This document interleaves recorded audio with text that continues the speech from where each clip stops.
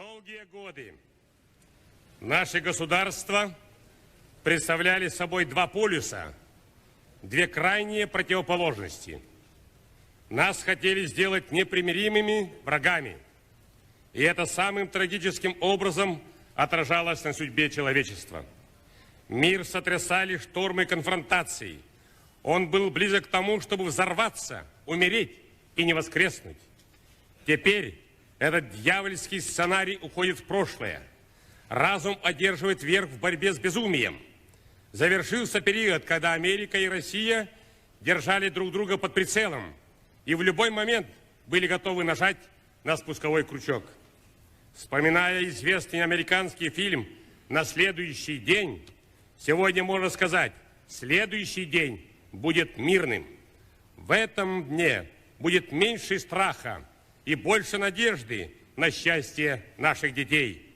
Мир может вздохнуть спокойно. Коммунистический идол, который сеял повсюду на земле социальную рознь, вражду и беспримерную жестокость, который наводил страх на человеческое сообщество, рухнул. Рухнул навсегда. И я здесь для того, чтобы заверить вас, на нашей земле мы не дадим ему воскреснуть.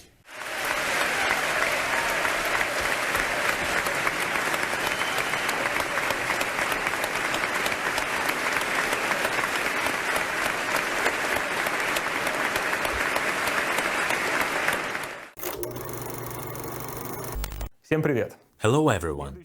The next day was peaceful only until lunchtime.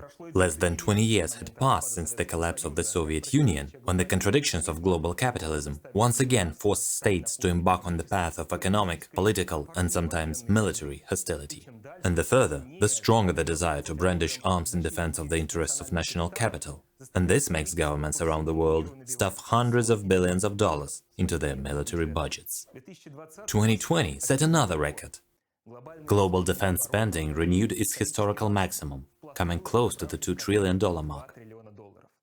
So, if you please, this is more than Russia's annual GDP.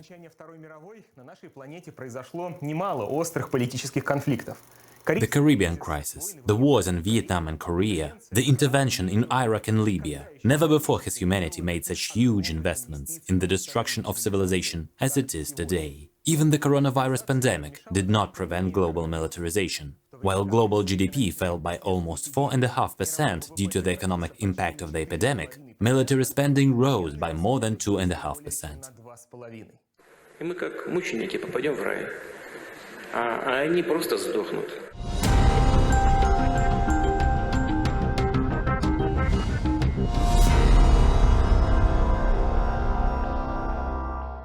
However, at first glance it may seem that there is nothing to fear. After all, the number of military personnel is relatively declining, and the share of military spending in world GDP has been falling for many decades in a row, and in comparison with 1960, it has decreased by 3 times. But there are few reasons for optimism. First, thanks to technological progress and the creation of weapons of mass destruction, missile technology and drones, the role of the traditional soldier with a saber or rifle is shrinking. Instead of people, machines are fighting. Second, the ratio of military spending to GDP poorly reflects the real level of political tension in the world. For example, statistics show that defense spending fell by half over the 60s and the 70s. At the same time, from 1965 to 1973, the United States carried out a full-scale intervention in Indochina. In fact, military spending in the world is not declining. It just grows more slowly than other components of GDP. Therefore, to analyze the degree of militarization, it is necessary to refer to other statistics. According to the Stockholm International Peace Research Institute, in 2020, military spending on the planet exceeded $1,980 billion, which is 2.6% higher than in 2019. In total, over the past 70 years, the defense budgets of states in real terms, that is adjusted for inflation, have increased by more than 10 times. And there are several important stages in this dynamic. The first is the Cold War between the United States and the Soviet Union. The political confrontation between the capitalist world and the socialist camp constantly spurred NATO and the Warsaw Pact states to an arms race. The most economically powerful countries not only increased the size of their armed forces and constantly re-equipped them, but also opened military bases around the world and also supplied weapons to allies, often at no charge. All this required large and, most importantly, constantly increasing costs. But then the forces of freedom and democracy destroyed the evil empire, opening the way for humanity to peace, friendship and harmony. Countries began to disarm rapidly, and military items of state budgets fell by a third in 10 years. However, it soon turned out that the disappearance of the bipolar world became a source of ever-increasing political instability. Local armed conflicts began to break out more and more often on the planet. International terrorism became stronger. It sounds paradoxical, but in the absence of competition with the Soviet Union, it became increasingly difficult for the United States to maintain its role as the hegemon of global capitalism. Back in the 70s, the restoration of the war-torn economies of Europe and Japan created competition for the US industry. At that time, the United States was able to restore the fallen rate of profit, largely by reducing costs and transferring production to regions with low wages. And the common enemy by the socialist bloc forced the American allies to compromise with Washington's adventures. But in the 90s, these bonds began to break down. Multinational corporations in Europe and Asia formed their own interests and spheres of influence. In addition, China and other newly industrialized countries became increasingly clear about their claims to at least regional dominance. All this put the United States in front of a problem. In order to retain its place as the world's master, it was necessary to make more efforts. The crucial point was the events of the 11th of September 2001. В Нижнем Манхэттене произошел крупный инцидент. Судя по всему, самолет врезался в один из верхних этажей Всемирного торгового центра. US President George Walker Bush announced the beginning of the war on terrorism. Наш враг – радикальные сети террористов и все правительства, которые поддерживают их. The largest terrorist attack in the history of mankind was the reason for a sharp increase in the US defense spending. By 2007, America was spending $2 billion a day to finance its armed forces. Of course, NATO countries, frightened by the new threat, followed their leader. At the same time, in the countries of the periphery, the growing oligarchy of Russia, China, Brazil, India also did not want to stay away from the new military race. Moreover, those who lagged behind in this race deprived themselves of the chances to participate in the redistribution of spheres of influence in world politics and economics. As a result, the military budgets of all the largest countries in the world began to grow rapidly. In 2007, defense spending broke Cold War records. The global economic crisis interrupted this trend. Rescuing banks and supporting domestic demand became a public finance priority. This caused an increase in budget deficits and a debt crisis in a number of countries around the world. However, as soon as the acute phase of the crisis was overcome, humanity took the path of military escalation again. But now, this policy acquired a new content. The Great Recession of 2008 marked the beginning of the qualitatively new stage in the life of modern capitalism, the period of deglobalization, which has been going on for more than 10 years. It is expressed in the widespread aggravation of the global political and economic confrontation, which included almost all countries of the world. From 2009 to 2020, states took more than 20,000 measures restricting free trade, capital movement and migration. For example, in 2021, 31 countries are subject to economic sanctions by the United States alone. National economies are closing off from each other. Thus, they are trying to concentrate resources in priority sectors of the economy, which can become the basis of the next, sixth technological order. The country that manages to master it before the rest will gain significant advantages over competitors, reduce costs and increase the return on investment. This means that the state needs to provide better economic conditions for its native, domestic capitalists, and for the rest, to block access to the national market, and it is desirable to squeeze out from the world market. These events are taking place against the background of the general crisis of the American systemic cycle of capital accumulation. New giants, in particular China, are claiming the place of the new hegemon in world politics and economics. Judging by the news from Beijing, it admits the use of not only economic but also forcible methods to promote its interests in the world. We talked in more detail about the problem of deglobalization of modern capitalism in one of our previous videos. Of the nearly $2 trillion that was spent on the armed forces in 2020, 62% fell on just 5 countries: the United States, China, India, Russia and the United Kingdom. America leads by a large margin, 40% of military spending, $778 billion, more than $2 billion a day. For comparison, this is the same as for the 12 countries which go next in the world ranking of defense budgets. America has been increasing spending on the army for the third year in a row. In 2020, it grew by another 4.5%. Most often, this is due to the growing cost of maintaining military bases located around the world. In addition, in recent years, America has been stepping up investments in military research and development, modernizing its nuclear arsenal and carrying out large-scale purchases of weapons. China ranks second after the United States. Its military spending has risen for 26 years in a row. Last year, they added another 2%, reaching $252 billion. Since the global crisis, China's defense spending has doubled. The NATO countries are responding proportionately to the militarization of China. The UK has increased its military spending by almost 3%, Germany more than 5%. In general, military spending in Europe increased by 4% in 2020. In 2014, the NATO countries at the summit in Wales agreed to increase defense budgets to 2% of GDP over 10 years. The election of Donald Trump as US president gave momentum to these efforts. During election campaign and after winning the election, Trump criticized NATO allies for not contributing enough to ensuring collective security. Currently, 10 countries of the alliance have already fulfilled this condition, and 5 more have come close to it. The total military expenditures of the NATO states in 2020 are estimated at $1,092 billion. This is almost 5 times more than that of China and 18 times more than Russia. Along with all defense items, states are spending more and more money on nuclear weapons. In 2020, $72.6 billion was allocated for this type of weapons, which is $1.4 billion more than a year earlier. As a result, the total number of nuclear weapons currently deployed has increased by more than 100 to 3,825. The United States has invested the most in the development of nuclear weapons, $37 billion, which is almost 4 times more than China, which is in second place with $10 billion. Russia is in third place with spending of $8 billion. The nuclear arms race has gained such momentum that the UN had to admit that the risks of their use are greater than ever. The risk of nuclear weapons being used, whether intentionally or accidentally or by miscalculation, is the highest since the Cold War. We are very concerned about that prospect. The reasons are well known.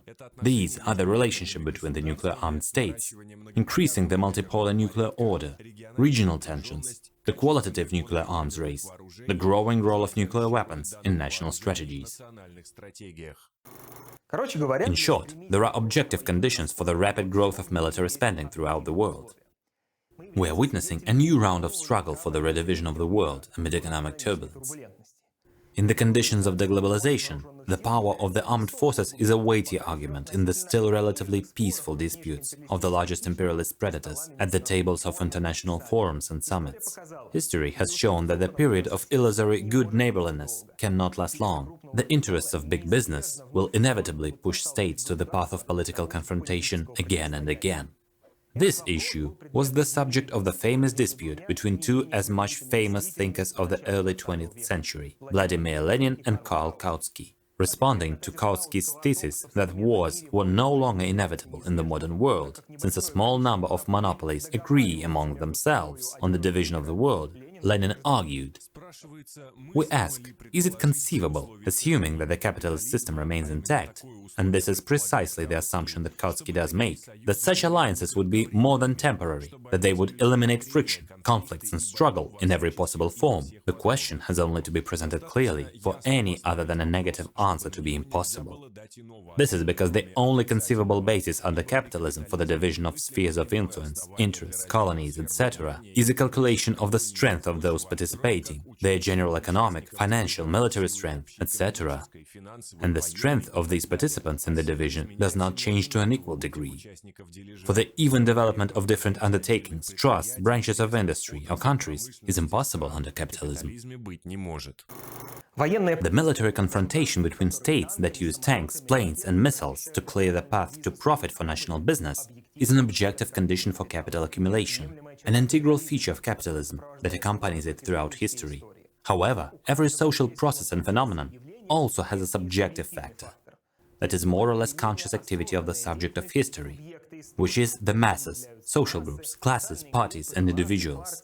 The growth of military spending, the escalation of political tension is very beneficial for someone. And this someone will, with increasing frenzy, throw coal into the furnace of the steam locomotive, which is already moving in this certain direction. When the government raises defense spending, it tries to justify such decisions with two main types of arguments. The first is, of course, the growing threat of outside invasion. The explanation in the matter of "they started it first" is traditionally used by the official propaganda and works flawlessly, whether such a threat actually exists or not. The second is trying to explain from an economic point of view the beneficial effects of defense spending on the economy. This is all Keynesian hat, about full employment that can be achieved through government contracts. In this way, this is about people who work at defense enterprises and receive their salaries, which then they carry to stores and therefore stimulate the demand for goods from other industries. As a result, a multiplier effect arises when the volume of output per dollar invested increases by 2. And actually, you should not be afraid of war. In a way, a war is a boon to both the national economy and the entire society. The English economist of the first half of the 12th century, Arthur Pigou, truly mainstream one, after the First World War published his work The Political Economy of War. There he reveals the essence of social change caused by armed conflicts. The government, absorbing money from the richer members of the community in taxes and loans, hands it over to men withdrawn from industry into the army. The withdrawal of these men from industry makes those that are left more valuable and makes it worthwhile for employers to offer standard rates of wages to men who would normally have been left unemployed. This expansion of the real demand for labor, including soldiers' work, is made possible by the transfer to government through taxes and loans of things or the equivalent of things, which richer people or foreign lenders would normally have used for themselves. And then the editor of the London magazine The Economist, Tom Kent, in an article in 1951, describes the beneficial consequences of the Second World War for the social relations of England as follows. The war economy had a number of advantages that compensated for the collapse of hope and deprivation it caused. It was a period of full employment after years of depression.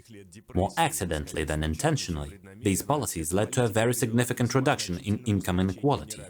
It gave a chance to eliminate many social injustices. 70 years have passed, but the argument about jobs created by the military-industrial complex has not lost its popularity at all. For example, Donald Trump turned to it, promising to sweep away unemployment in the United States, in particular by increasing military spending. And Biden, who replaced him, although at first promised to cut inflated defense spending, then proposed to Congress a draft budget with the largest military expenditures since the Second World War. And why be nickel and dime? The militarization of capitalism is a sure way to enrich big business. The Second World War let American capital double the rate of profit on the supply of weapons and the post-war reconstruction of devastated Europe. It was the war that allowed American business to recover from the Great Depression. But as usual, due to infringing on the interests of the working people. And it's not that the children of billionaires are rarely soldiers in the war. The source of funds for the defense orders was the state budget. This means that guns, tanks and planes were bought from private firms for money that was not spent on social needs. Moreover, the US government, as well as ones of many other countries, raised taxes, revoked benefits for the poor, restricted the right to strike, eliminated labor protection regulations. The enrichment of military-industrial magnates, against the background of increased labor exploitation, caused widespread dissatisfaction among American workers, who began to try to organize themselves into unions that were not controlled by the authorities, and go on strikes. Workers must understand that no resentment, and it doesn't matter how considerable it may be, can justify stopping the production of products for defense. But the war economy is not the thing to express the interests of the working people. It is characterized by a huge increase in unproductive consumption, a colossal plunder of public funds, and a deformation of the structure of production and consumption. Despite the fact that the technologies born in the military-industrial complex are sometimes borrowed by civilian production, and the war gives a boost to the development of some industries serving military needs, it ultimately leads to the decline of productive forces, the consumption of multi-million armies, direct war destruction, absorb a huge amount of material resources extracted from the production process and do not return back to it. Karl Marx said this about the war. War, in direct economic terms, is the same as if the nation threw a part of its capital into the water. However, all these unproductive expenses turn into quite material benefits for the owners of companies in the military-industrial complex. In the world, this industry is strictly subordinated to the capital of the United States. Of the 25 largest weapons manufacturers in the world, 12 are of American origin, accounting for over 60% of revenue. Russia is represented in this list by only 2 manufacturers, the Almaz-Antey concern, 15th place, and the United Shipbuilding Corporation, 25th place. The military-industrial complex is a specific type of business. Here, like nowhere else, the ties of private capital with the state are strong. In 2020, the US government signed contracts for the supply of goods and services in the amount of $665 billion. Two-thirds of this amount, $421 billion, went to supplies of the Department of Defense. The top 5 are represented by the world leaders of the military-industrial complex: Lockheed Martin, Raytheon, General Dynamics, Northrop Grumman and Boeing. Last year, they mastered a quarter of the total US government order. It is not surprising that these companies actively promote their interests in government bodies. According to the periodical Politico, the king of US government contracts, Lockheed Martin, has an extensive network of political influence that makes its competitors envy. It allows the company to get the best business environment. Thanks to the support of congressmen from both parties, its contracts enjoy broad bipartisan support in the US Congress. For this, Lockheed Martin engages in active lobbying. This is completely legal in relations between business and the state. Companies, in exchange for the loyalty of an official or a deputy, finance their election and PR campaigns in the media. An official can be provided with a well-paid job on expiry of the term. In short, everything is according to the classics. Those who pay more determine the state policy. In 2020, Lockheed Martin spent more than $12 million on lobbying, and together with the other 5 largest weapons manufacturers, more than $50 million. In total, 1,200 US defense companies engaged in lobbying last year spent more than $200 million for this purpose. Moreover, as can be seen from the diagram, representatives of both the Republican and Democratic parties, who are members of the relevant defense committees of the American Congress, equally often fall within the sphere of influence of this business. Professional lobbyists working for weapons manufacturers, as a rule, have close ties with the state. The classic example is the career path of Mark Esper, who now represents the interests of the US Aerospace Industry Association. Esper served on the Senate Foreign Relations and Armed Services Committees in the late 1990s and early 2000s, and as an assistant to the Deputy Secretary of Defense. After that, he got a job at Raytheon, one of the largest manufacturers of weapons, in the Government Relations Department. After 7 years in this position, President Donald Trump appointed him Secretary of Defense. And now, Esper is again engaged in promoting the interests of the military-industrial business. In total, 3/4 of the 663 lobbyists hired by US defense companies in 2020 previously worked for the federal government. No other branch of the American economy has such a proportion of lobbyists who had experience in the highest authorities. This is, of course, the tip of the iceberg. Lobbying is only the legal side of the relationship between business and government. Firstly, due to the fact that the defense budgets of states are always very large, which creates favorable conditions for embezzlement of public funds. Secondly, the price of the industry's products is difficult to analyze and compare. Unlike commodities, defense orders are formed for specific buyers, and each time on unique terms. This allows to manipulate the contract value for kickbacks with impunity. Thirdly, the high level of secrecy of bargains does not allow public control over them.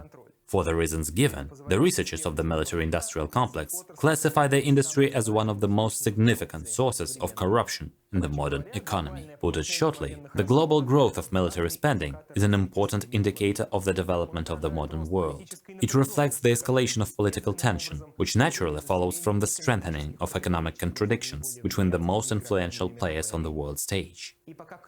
And while someone turns the threat of global collapse into their own profit, the hands of the doomsday clock take another step towards nuclear midnight.